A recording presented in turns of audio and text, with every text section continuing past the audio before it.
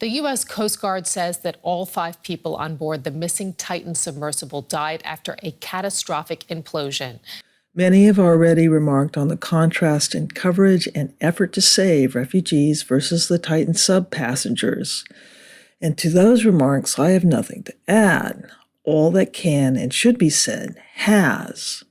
Yet, this is not a tragedy for those in that sub, because the wealthy who died in that poorly designed craft sacrificed themselves to entrepreneurialism and the firm belief in their own judgment.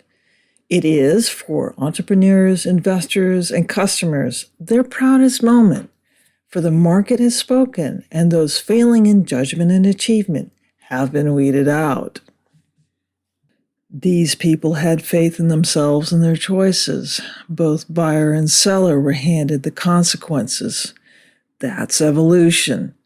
That's the market in action, optimizing outcomes to the highest benefit, by definition. And if this strikes you as horrifying schadenfreude or cruel indifference, understand that the father of free market fundamentalism glorified exactly this circumstance. Milton Friedman rejected certifications and oversight. So firm was his faith, for example, that he asserted that licensing was unnecessary, as the market, you see, would sort out the quacks, the incompetent, and malpractitioners. Just so, but I suppose the market will eventually catch up.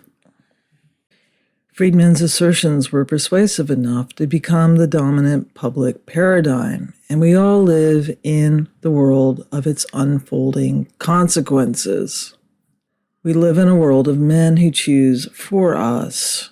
A CEO made choices both for himself and his customers, and reality rendered its judgment.